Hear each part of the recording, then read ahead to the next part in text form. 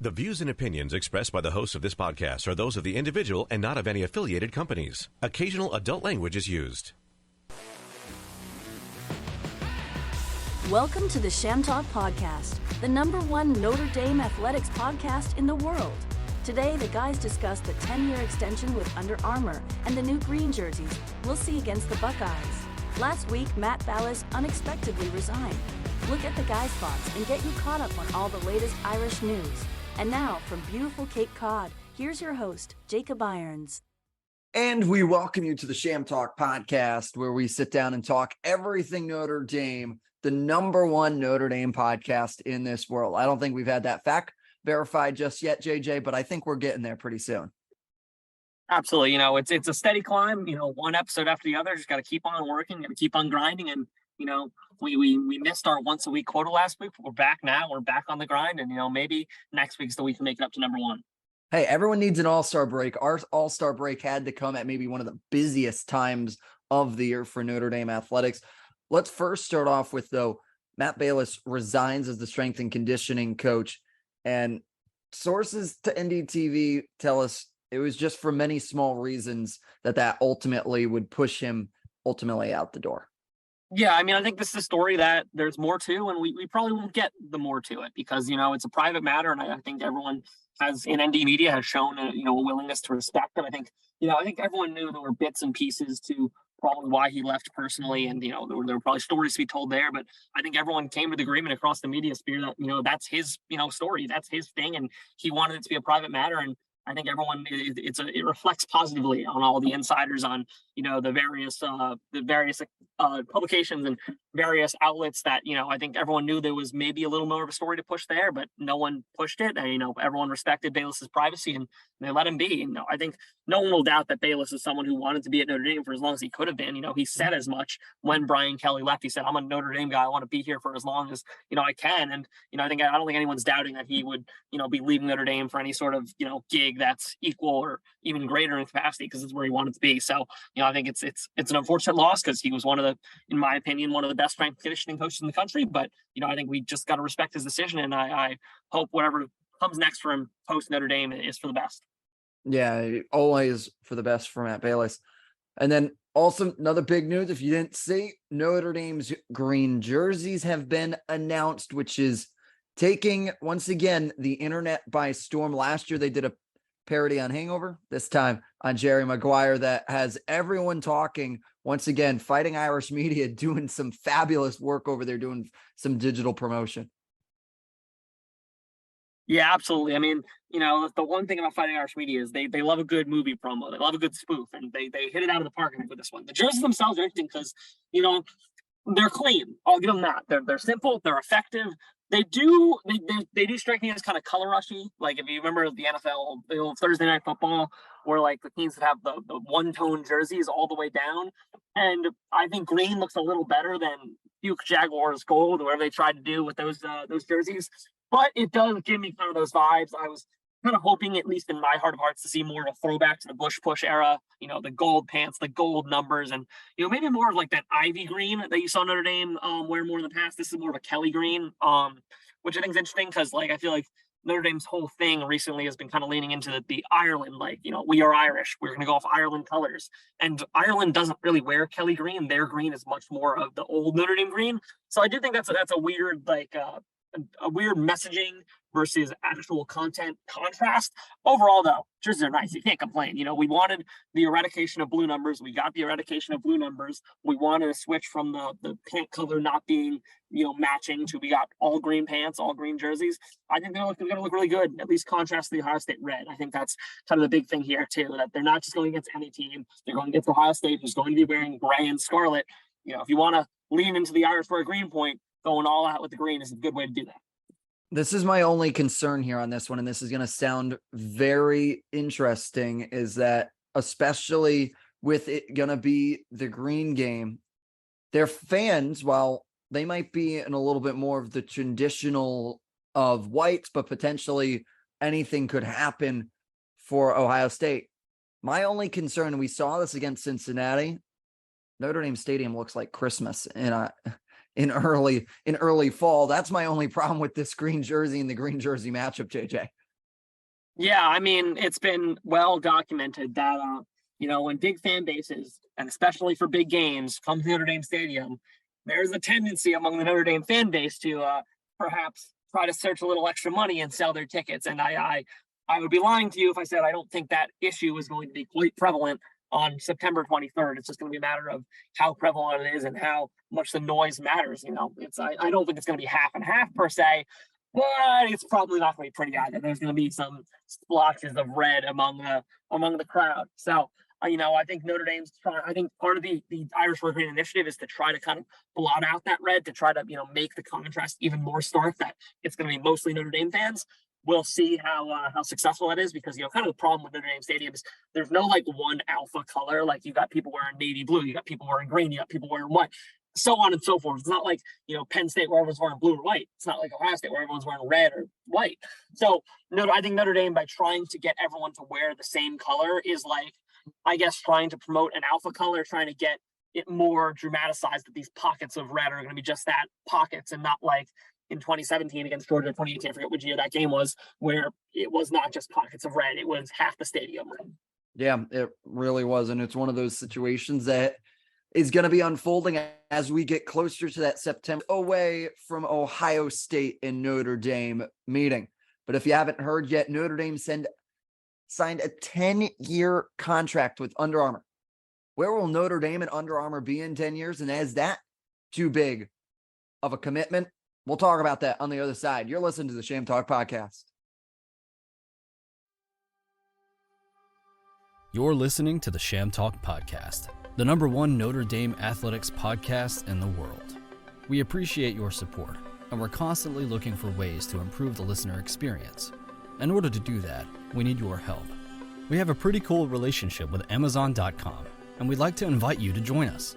Amazon recently sent us a special link. When you use this link to buy something from Amazon, we receive a small percentage of the order. Best of all, it costs nothing extra for you. The link is available on the screen and in the description below. Once again, before you head to Amazon, start with our link. It doesn't cost you anything extra, and it helps us provide you with the best possible listener experience. Thanks for your support, and let's send it back to the guys. And we thank you to our friends at Amazon, always being good friends of the podcast. Always go right over to Amazon when you need your needs. But JJ Post, we teased it a little bit before the break. Notre Dame has signed a $10 million annual agreement for the next 10 years with Under Armour. We have talked a lot about apparel on this podcast because that has been one of the main storylines.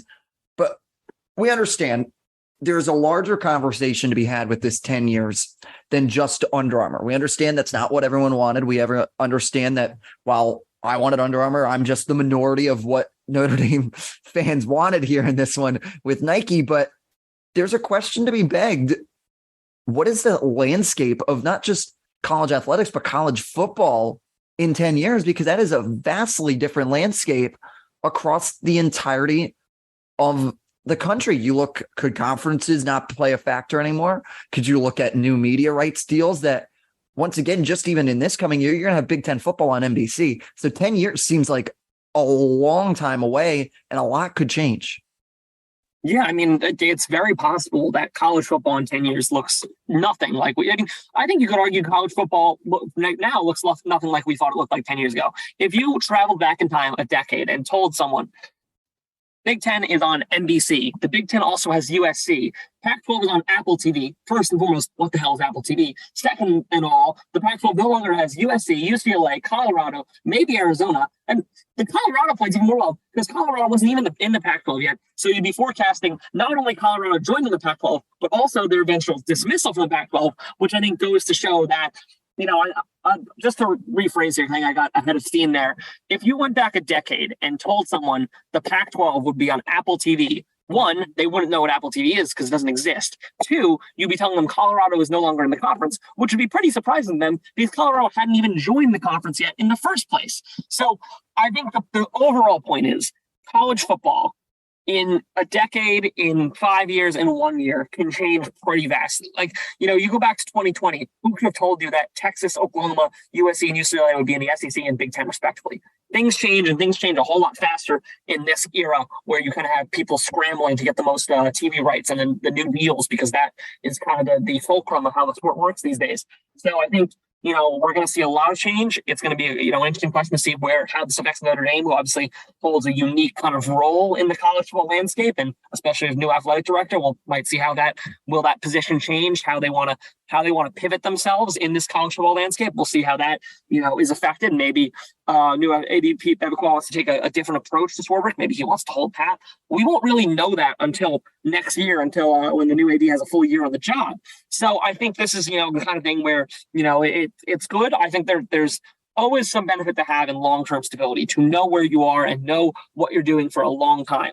But in the college football world, we've seen the ACC get burned on tying themselves down for too long, and as a result, kind of putting themselves in a weak position. And I understand why Notre Dame took the Under Armour offer, given it is reportedly by some distance the richest one offered to them, and now the richest one in college football, full stop. But I do think it's going to be interesting to see, maybe when this deal hits 5 years, what does Under Armour look like? What does the college football landscape look like? Maybe Notre Dame is expecting the money bubble will burst, and that it's not going to be something that keeps on getting bigger and bigger and bigger, and they're actually getting ahead of the curve while they can. We'll see. It's not something we can predict now because it's unpredictable, and frankly, it's the type of thing that if it was predictable, you'd have bigger experts than seniors at Notre Dame working on. But it is something to keep an eye on. We'll see what happens heading into next year, heading into the 5-year view, and eventually heading into the 10-year view. Yeah, I'm very fascinated by the sheer fact of, I think this was a little bit of a move, and Notre Dame athletic director, there's really, everyone thinks about it, that is almost a Supreme Court appointment. It is until you die, until you want to leave on your own volition. It isn't really, there isn't all that many opportunities that you are forced out of the door at Notre Dame athletics department. So this, I think, is one of the last wishes of Jack Swarbrick. It's like he's able to give Pete Bebequa an opportunity to really go the distance and have that ability. But like you said, 10 years is a vastly long time. And it's a very long time to be sitting there thinking there's a lot that can change. You look at USC, who is now needed to build 2 facilities in 10 years. That's ridiculous, JJ, because they got to keep up with the level of play here. Understanding Notre Dame's very fortunate that you have the Goog and that it's a very state-of-the-art complex, and their football training facility was invested at the right time at the golden age of college football, started to take that uptick back and needed all this bigger and brighter equipment. But 10 years is a long time to lock yourself down in a sport that is always moving and always transforming. Once again, I'm a big supporter of Under Armour. I think this is a good move. I think, understandably, though, 10 years is a very long time for something that in college athletics, in the past 10 years, they wouldn't know what NIL is, JJ. They wouldn't even know what name, image, and likeness really was and wouldn't have the true effects on it. And then you also talk about the transfer portal. Transfer portal wouldn't even have been as big of a conversation as it is today, as it was back then. So sports and college athletics are changing, and in 10 years, they could all change again. Yeah, I mean, you hit it on the head. Some of the things that are the biggest factors in the sport today, the transfer portal, NIL, were on some level, non-existent 10 years ago, and on some level unthinkable 10 years ago with NIL.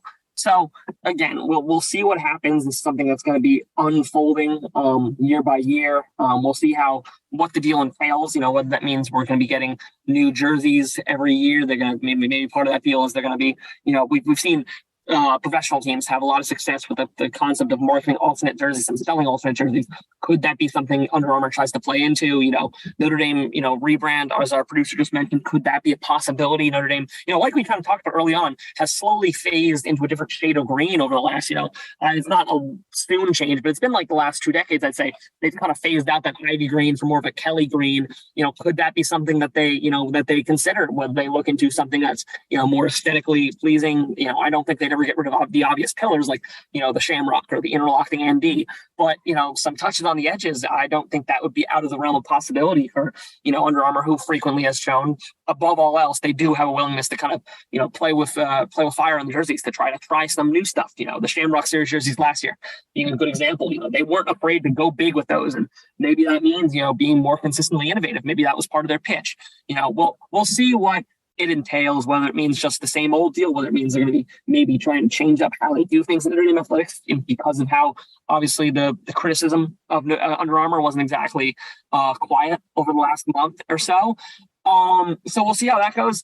But I do think there's a very real possibility, perhaps more of a possibility than we are giving credit to, the idea that Under Armour's deal over the next 10 years is not going to be the exact same deal they've had over the last contract Notre Dame. They could change things, and we'll see how that goes. We'll see if they change things, whether that is something that makes it good, whether that makes it better or worse. But that's something we won't find out probably until the contract actually kind of starts next year. And now, JJ, we look at the bigger picture of college football and college athletics. Do you think there's a reason why everyone studies history? It's because, as every history teacher has told me, history repeats itself. Is there a moment in time, and I work in college baseball right now in a summer collegiate league up on Cape Cod, where it used to be all power and strikeouts. Now the contact hitting and speed is coming back to the league, going back to the old style of baseball. So now, to phrase this for college football, are we going to see maybe a shutdown of the transfer portal in the next 10 years? You're going to see less NIL being involved, and you're resorting back to the old way because they had this trial out for a decade and it didn't work. I think there's going to be, I don't know if I want to say history repeats itself per se, because I think the better way to phrase that is history evolves. History repeats itself, but it also... A true print man right there. True print man. Really finite on the words. But it also tweaks itself. No history is exactly the same as it was when it first happened, because people also learn from their mistakes. And I think, there's going to be some level of compromise. The match in Tuberville, if anyone is following that, just dropped, at least in terms of the public version we could see. That was last week. And, they had a bunch of interesting provisions, one of which, the one that really caught my eye, because the stuff on NIL, I think, generally speaking, it's I'm not sure if it'll pass through a very divided Congress, but broadly speaking, I think it makes sense. I can see what they're trying to do. The transfer portal element, though, was very interesting to me, because they wanted a 3-year limit before players can transfer from school to school, which is not just going back to what the old transfer portal rules were. That's even making it more restrictive. So I don't think that'll happen, because I think that's frankly a bit ridiculous that, let's be honest here. Let's put the cards on the table here. In every sport, at every school, there are players who simply get cut at the end of the year. They are told by the coaches, hey, you're not what maybe they got an injury. Maybe they weren't what they thought they were when they evaluated. We don't have a roster spot for you anymore. I would hope enough people realize that there are more of those players than there are of Caleb Williams, than there are of Jordan Addison's, than there are of choose your big ticket transfer portal football player here. And I think you'd be doing those players a disservice who pretty much just want to go and, transfer down to a mid-major school, transfer down to a lower level Power 5 school, so they can actually get minutes, that they can actually play the sport that they can maybe college for. I think you're being incredibly short-sighted if you put this 3-year rule into place, because, you want to make sure that there's no Jordan Addison, NIL transfers. In reality, I think what that does is, sure, it stops Jordan Addison's world, but it also prevents Charlie, the soccer player who just wants to go to Central Michigan and get minutes, from transferring until his junior year, and now he has to sit on the bench for a coach that obviously has no interest in playing him, for a school that he probably, if you're Notre Dame, the degree is obviously valuable, but the important thing to consider here is, not every school is Notre Dame. We approach this from the lens of, why would they want to stay and get their degree? Not every degree is as valuable as Notre Dame one is. If you are at, a school where you could probably transfer up a level academically and get more minutes, how many players have we seen transfer to, schools where, the playing level athletically isn't as high, but the degree is much better? That is something we see pretty often in a lot of sports. So I think if we take off the Notre Dame glasses and take it from the perspective of not every school is Notre Dame, not every school staying to get your degree is, academically as good as it would be if you left, I think that's something where I'm interested to see how, that bill gets amended, because I highly doubt it'll pass, because nothing ever does in its original form. One of the things I think gets gutted is the idea that the transfer portal will be a 3-year wait. Maybe we'll see a return to the idea of you have to sit out a year before you transfer. That was the original kind of the way that the transfer portal is regulated. That was pretty discouraging. We saw people transfer, but it wasn't a common thing. I think maybe we'll go back to that kind of era. We'll see what it looks like. And again, like we go back to the original point. You can't predict anything in college football. You can't predict anything in college sports in general these days. It's a rapidly evolving field. And, I think we'll have a better stance on how things are going to go in, a year when you see how, for example, this Manchin-Tuberville bill gets through, what the response to that is like. We'll see how the NIL and portal in their current kind of current existence, how they evolve, how they adapt. I think those are the type of things that, we're going to see kind of discover, where they're at, what the public opinion is, and over the next year, we'll get a better idea of where we stand on that. It's something right now we're just kind of projecting. Yeah, it's pretty crazy when you talk about, especially just the transfer portal has really good benefits to it. JJ, do you know something as I sign off this ShamTalk podcast? We're only 14 days away from seeing each other in person again. We're not going to have to be on these screens anymore. We're going to be in the WVFI studios and on the second floor of the Duncan Student Center. How pumped are you to get back, buddy? I'm fired up. We got Notre Dame football this month. That's all you can ask for. It's the best time of year where you got, the end of summer. So you still got some vacation time left, but, football is right around the corner and it's creeping up fast. So excited to get back. We'll see what, how this podcast changes when we're no longer on Zoom. Hopefully it'll make it better. Hopefully it'll make it even more enjoyable of an experience. But until then, that's me signing off. And Jake, if you want to take us out. Yeah, let's take you out. That's going to do it for this episode of the ShamTalk podcast. For JJ Post and Jake Miller, our producer, I'm Jacob Iron saying so long. Notre Dame football is on in August. We'll see you in a couple weeks. If you enjoyed this episode and you'd like to help support the podcast, please subscribe and leave a rating and review. To stay up to date with ShamTalk and get all our behind-the-scenes content, you can follow us on Instagram and Twitter at Notre Dame Television. That's all for now. Thanks for listening, and go Irish!